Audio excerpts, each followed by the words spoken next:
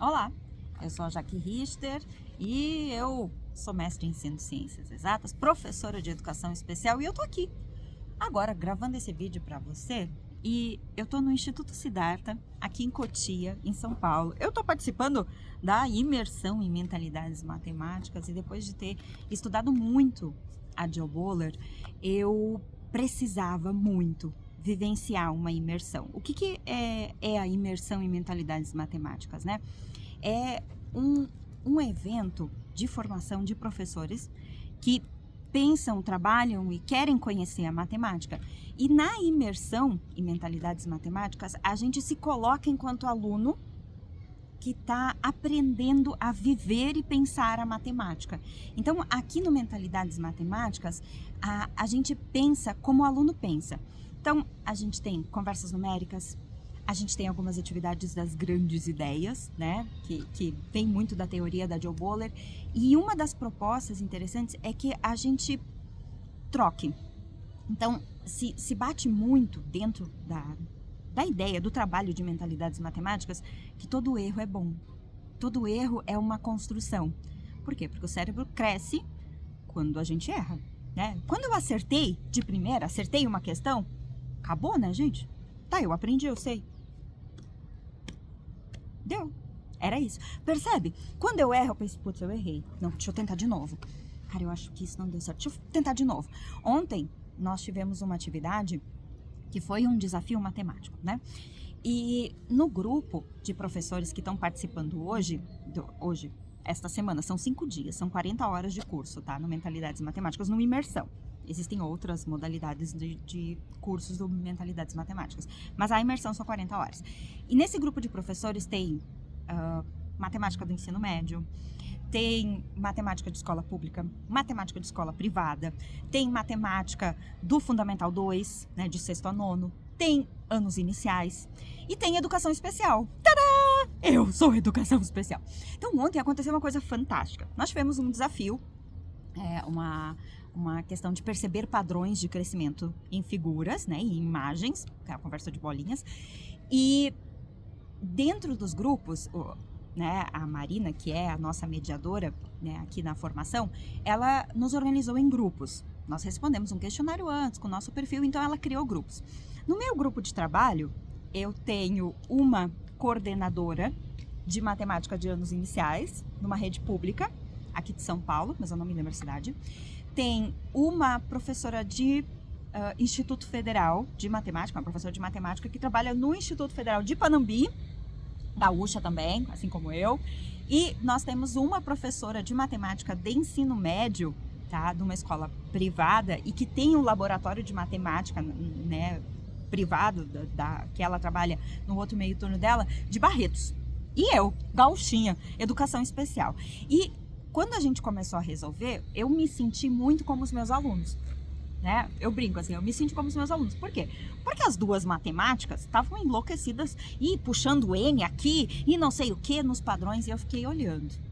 Eu literalmente fui ouvinte, tá? E eu olhei para as minhas figuras e eu tentei encontrar uma proposta. Gente, eu juro, eu tentei encontrar um padrão de crescimento e aquilo simplesmente não fazia sentido para mim. Comecei a pintar bolinhas, comecei a tentar perceber, tá? Eu não conseguia. Só que daí o que eu comecei a fazer? Como eu não conseguia resolver, eu comecei a dar pitaco na resolução delas. E elas começavam a falar, porque eu acho que dá pra fazer assim. Aí o que eu fiz, né? Eu sou muito visual. Então, eu risquei toda a minha folha, fiz toda, né, a malha quadriculada ali. E depois, o que eu me dei conta? Quando eu fui resolver, eu comecei a adaptar a atividade pro meu nível. Porque eu apesar de ser visual, eu não consigo abstrair visualmente. Então, eu adaptei o meu desenho para mim. Eu fiz riscos separando a atividade, eu pintei as bolinhas, eu fiz os quadrantes para mim conseguir perceber. E depois, quando elas criaram a solução, elas conseguiram encontrar a solução, tá? E fizeram lá uma fórmula maluca de 2N com não sei o que, não sei o que. Aí eu disse, gente, a gente precisa explicar. E nós tínhamos um grupo, cada um do grupo tinha uma função, né? Eu disse, vamos recortar, porque a proposta delas era o espelhamento, né? Dobrar a figura ao meio para perceber que os dois lados eram simétricos. Eu disse, vamos provar a simetria? Peguei uma tesoura, peguei uma folha, comecei a recortar as figuras, peguei uma folha colorida, que todo pedagogo sempre tem folha colorida junto, colei as figuras lá dobradinhas e tal, e aí nós provamos. Nós colamos na folha para provar a simetria. E ainda elas criaram uma tabela atrás de crescimento de padrões, e eu ainda fiz elas escreverem, né? Então, o que eu me dei conta que eu fiz? Enquanto professora de educação especial, eu entendi o conteúdo? Eu consegui resolver? Não, eu não consegui resolver, tá? Mas eu adaptei a resposta delas, eu adaptei a atividade para um nível que eu entendesse. E eu percebi que a construção matemática é muito isso.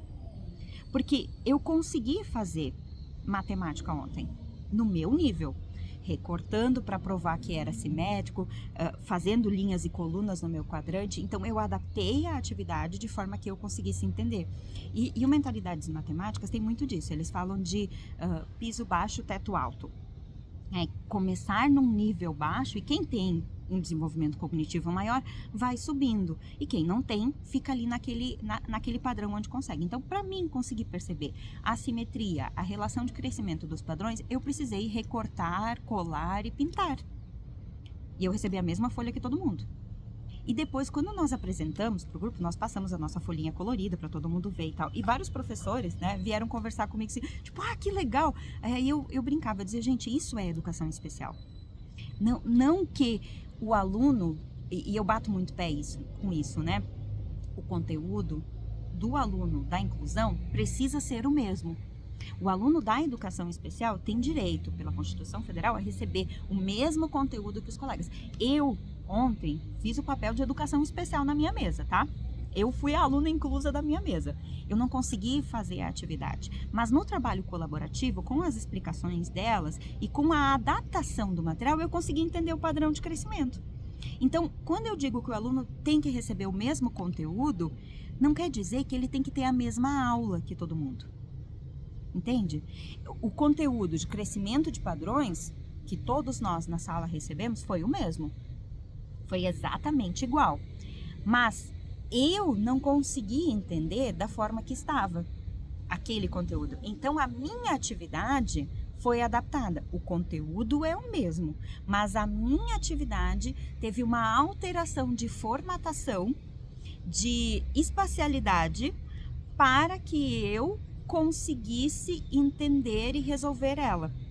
Entendem? Isso é adaptar a atividade. Isso é adaptação. E muitos me dizem, mas na matemática é difícil, na matemática não sei o quê.